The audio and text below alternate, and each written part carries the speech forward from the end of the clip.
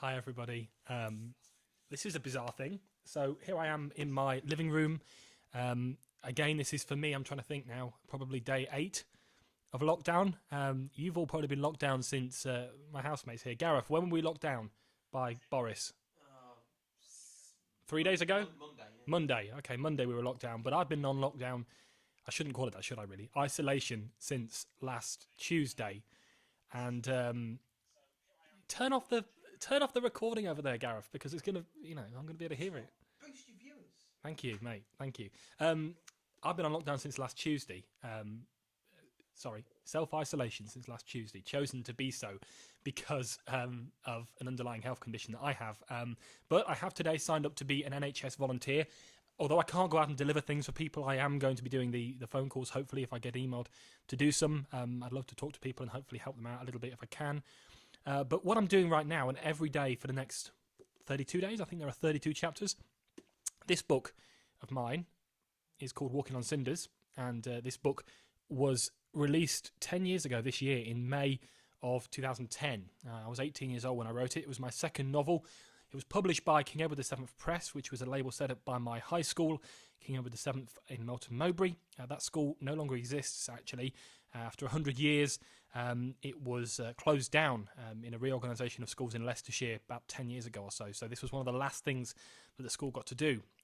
And so it's very, very special to me. And what I thought was that, while we're here and we're all in isolation, a lot of us, and we want to bring people together through good deeds and words, I thought I would read all of this book in a series of live streams here on Twitter, and I will also share these live streams onto my website as well as we record them.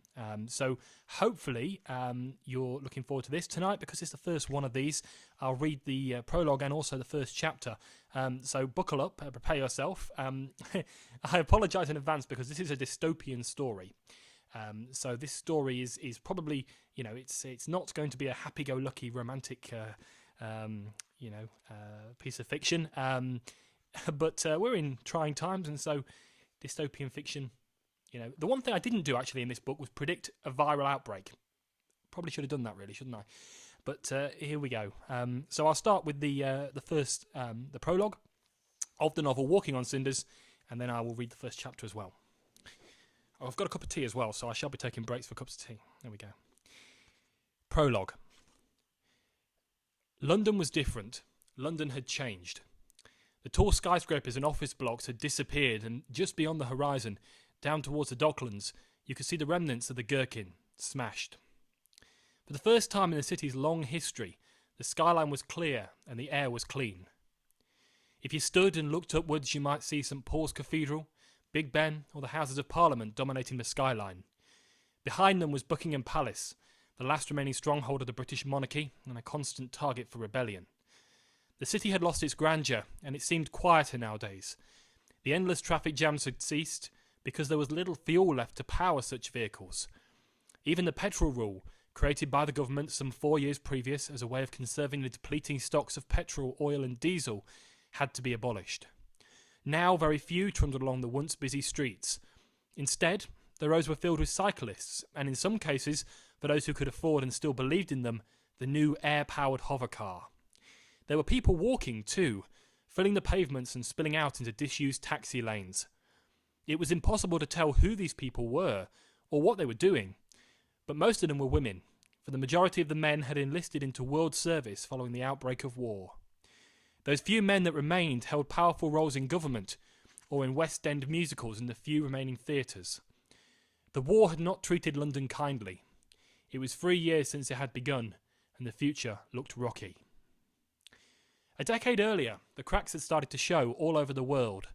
The long years of prosperity which had been taken for granted and enjoyed without thought were coming to an end.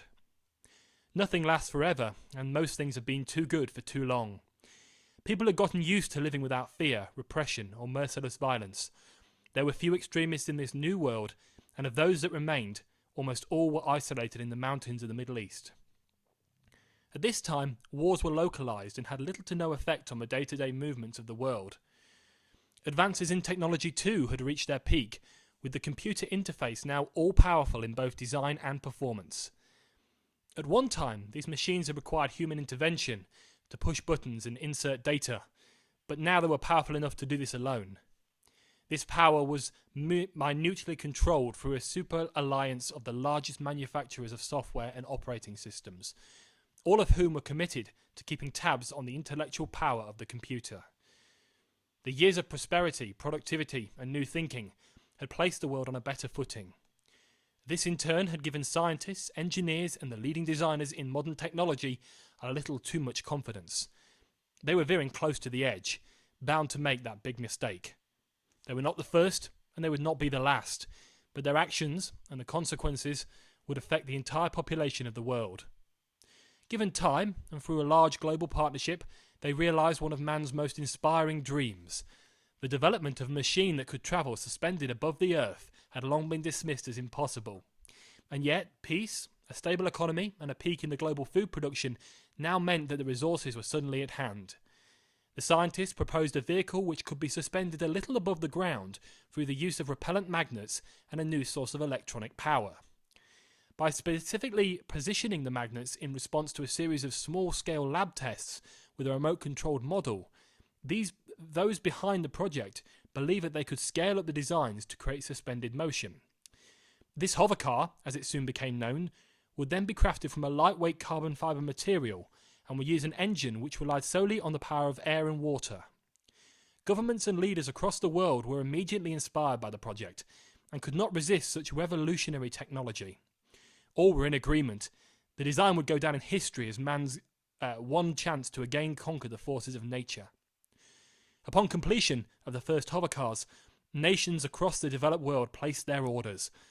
They invested in the great scheme of propaganda and provided monetary incentives which were aimed at every individual and every family. The leaders wanted to replace everything which had gone before. Everyone must own one, and soon they did. But the world leaders were naive. They had invested in a design which had yet to be proven. And the first years of hover power, there were a number of problems. The induction of new expertise meant that other areas of the design were overlooked. The engineers had chosen older, well-proven machinery, such as a manual gearbox and a steering wheel more suited to a traditional travelling on the road vehicle. These shortcuts had been costly to the finished vehicle, with many hovercars unable to make the tight turns required to manoeuvre around corners. It was this, above all else, that led to many of the accidents reported in those early years. Suddenly, all over the world, those in charge were paying out for repairs and endowments against anyone who had bought a hovercar.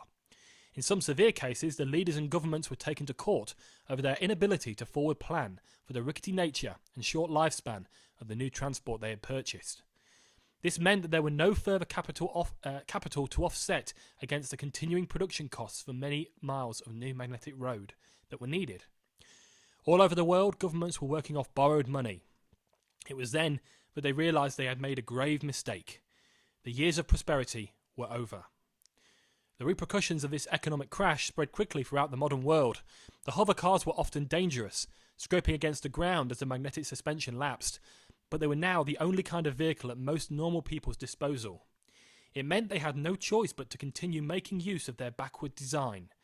In the economic slump, wages were soon being cut and workers were soon being laid off. Governments began to hoard food within their own borders and refused to meet once simple trade quotas. Each country was becoming suspicious of its neighbours, and where once there had been friendly, peaceful alliances, there were now hostile negotiations over even the simplest of matters. 5 years prior to war breaking out, democracy across the world descended into chaos, with no one country being able to keep control within its own borders. At this time, a decision was made by the UN to unite the nations together under one rule. This, they said, would return the world to a position of peace and economic prosperity. There had been problems right from the start. On the 6th of May, designated World Peace Day, the UN had called delegates from all the different countries to Brussels for a meeting, and ultimately for a decision regarding the proposition. For 7 days, the leaders argued amongst themselves, with some taking sides and others trying to play the peacemaker. Many just couldn't understand how such a proposition could engineer peace.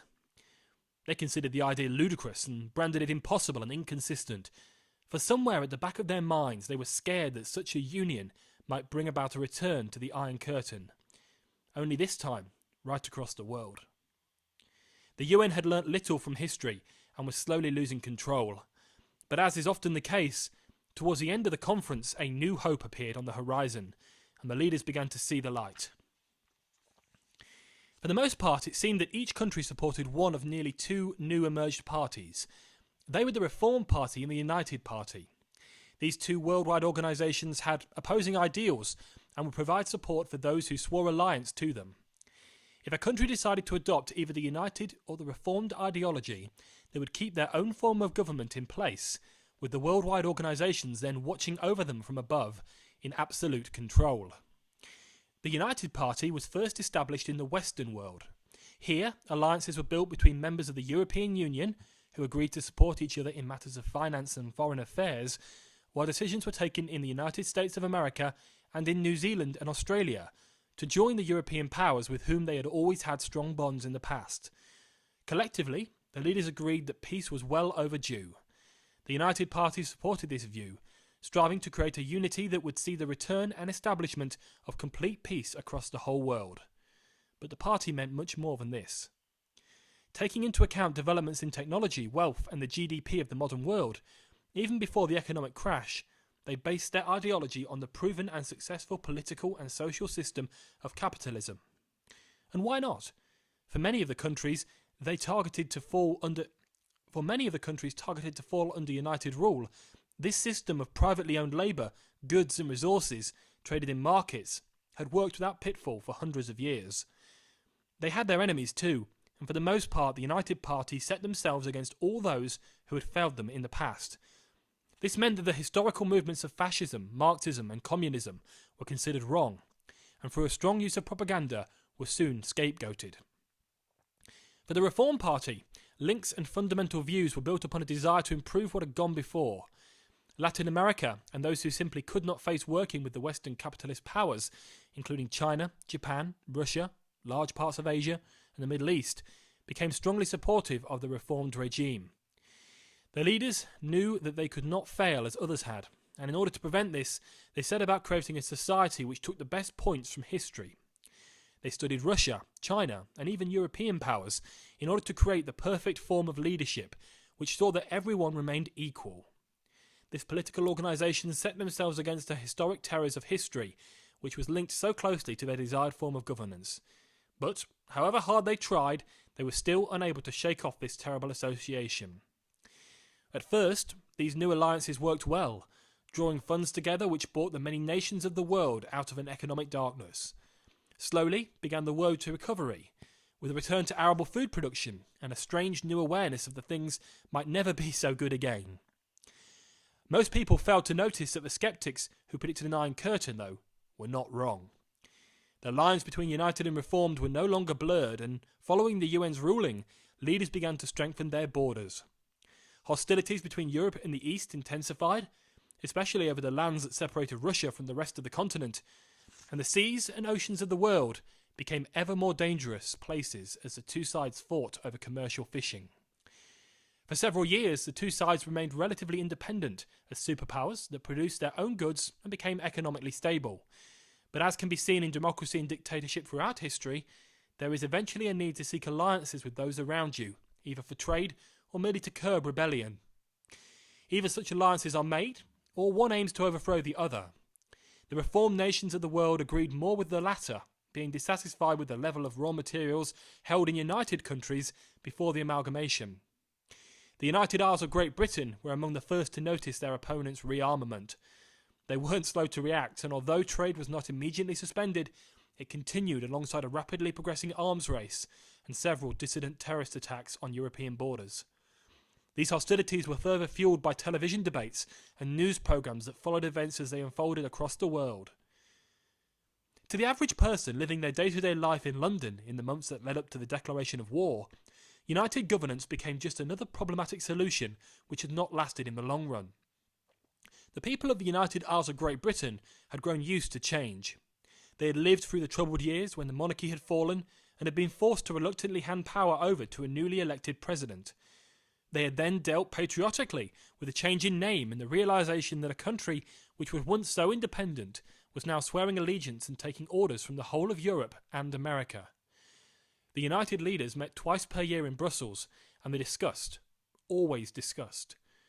Things had never been like this before, and many people believed the reformed countries to be winning the arms race that had enveloped a whole planet. But nobody thought it would happen so quickly, and with such force. It was 4 years since the war had begun, and the fighting was getting more and more intense. The early advances in technology were soon undermined and used for evil rather than good, while defences were stronger than ever. It looked as though the war would never end, and it was in everyone's living rooms every evening. It affected everyone's lives. Nobody could escape it. And in a moment, I will read from chapter 1, because that is the prologue of the story. It sort of sets the ballpark for what this book is all about and where it's based. And now I'll move on and read chapter 1. Chapter 1. The morning started as it always did, with the ringing of an alarm bell that signalled the rising of the dawn chorus in the busy but troubled commute to work. Lazily knocking her hand against the top of the alarm clock, a slender young woman rolled over under the covers and wearily opened her eyes. She savoured the sweet few seconds before she realised it was morning, and then thought about what was to come. Lying with her head to one side and resting on the pillow, she looked quite beautiful. Her long blonde hair fell effortlessly across the left side of her face, and her rouged lips still held the makeup from the evening before. To the left of her, lying precariously on the edge of the bedside table, was a name badge that had been thrown down hastily at some late hour of the night. Upon it was the young woman's name and job description. Jenny, waitress. In many ways, Jenny had conceded to working late each and every night because it provided the perfect cover for her other reckless escapade. The job being the run-of-the-mill enough for her not to ever have suspected her true calling.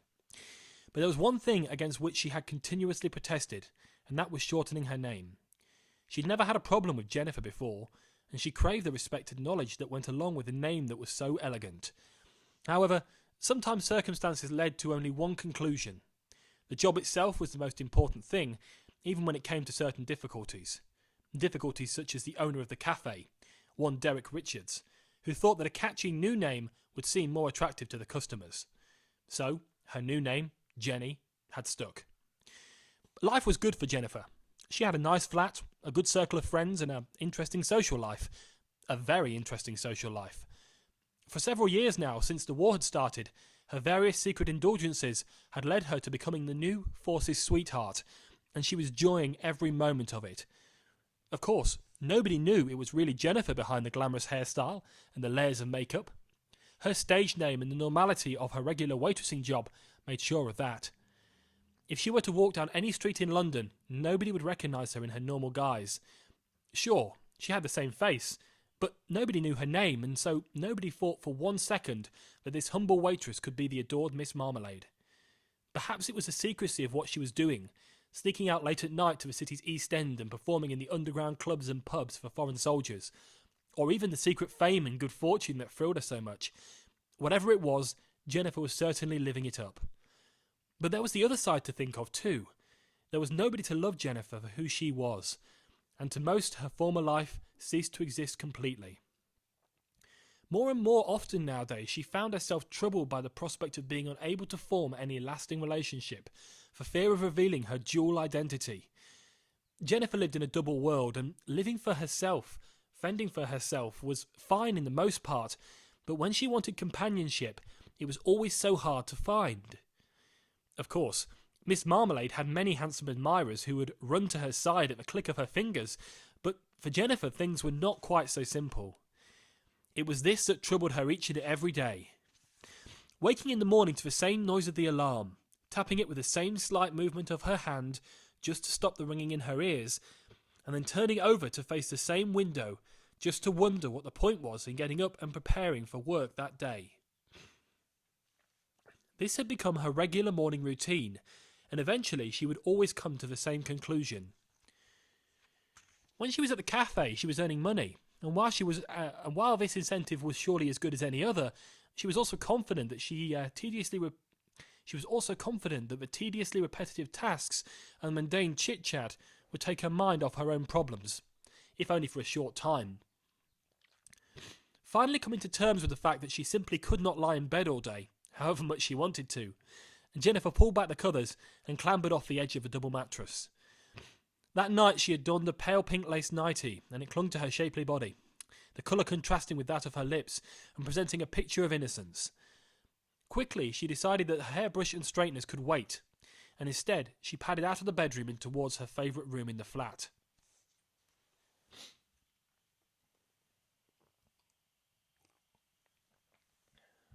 The kitchen was bathed in the bright light of the early morning. It streamed in through the glass of the windows and suffused every crack and crevice in a healthy glow. Being on the top floor of a high-rise complex, there was no need to pull down the blinds at night in fear of being seen, because there was nobody around to look in. Taking this into account, every morning Jennifer paced along the short corridor that led from her bedroom to be met by the early morning sun. Standing in the doorway, she looked around the empty kitchen. Her pink nightie fell just below her knees so that her bare legs were visible beneath, and she threw her hands up above her head momentarily and yawned wide-mouthed. It was time to find something to eat. She couldn't leave for work on an empty stomach.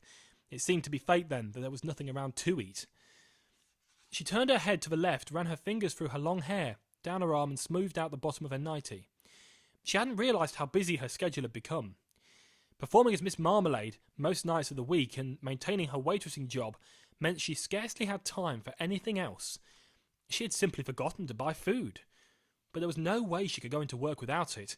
No, not into a restaurant where all day people would be ordering and she would have to serve. She couldn't eat there either. There would not be time, and besides, the kind of food she served was not exactly the most appealing. No, there were no two ways about it. She would have to call into the rather costly department store on her way. While feeling pleased that she had now made at least one decision, Jennifer moved on to the next. Clothes. She needed something to wear. As she ran back along the hallway, her nightie flared behind her and she giggled to herself as she reached the bedroom again and fell flat against the covers.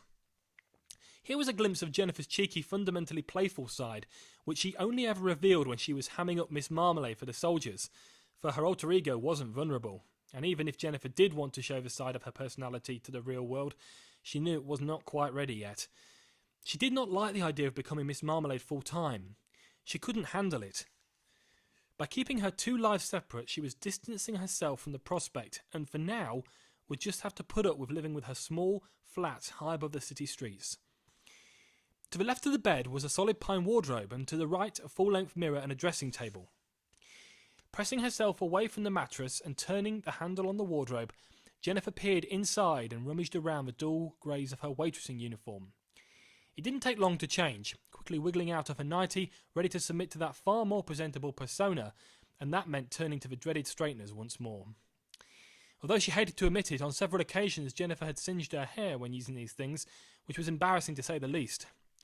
Momentarily she glanced down at the alarm clock and realised how much time she really didn't have, before reaching for her hairbrush and kicking the straighteners halfway across the floor in the rush. She was finally ready, and on her way out of the bedroom she slipped her feet into the stiletto heels she loved so much, adjusted her lipstick from the night before with a quick pout in the mirror, and then she was gone. Racing up the hallway, still a little uneven on her feet, she grabbed the door keys and headed for the balcony. The door clicked shut behind her and she twisted the key in the lock. Pulling the handle down just to check, she began the long descent to the city streets below. If you stood at the corner of Elm Street and looked up, you would be able to see a small metal curve of steps twisting its way down the side of a dingy high-rise block of flats. If you stood at the top of this spiral, you would see the most amazing view out across the open skyline of London. By now, however, Jennifer was halfway down the steps and so could not see much of anything, apart from the boarded-up windows of the decrepit factory opposite. You couldn't describe the area as a bad place to live, because it wasn't. The people were friendly and the streets were relatively clean. Besides, at the top of the block Jennifer could make her own life, separated from those below with her stylish professional pad. Click went the metal of the bottom step as her high-heeled boots met with the pavement below. Good to be safely down, she thought, and there she stood for a moment, leaning on the railings as the swirling steps disappeared above. But this pleasant moment of solitude didn't last long, for Jennifer was soon brought back to reality by the shouts and general hubbub of the early market several streets away. Breakfast, she thought. I must head for that department store. So that's chapter 1 of Walking on Cinders. You've heard now the prologue and chapter 1. Hopefully my reading will get a little bit better quality as we go through this. I'll be back tomorrow and I will read chapter 2, and something very exciting happens in chapter 2. That's all I'll say right now. Thank you for joining me tonight.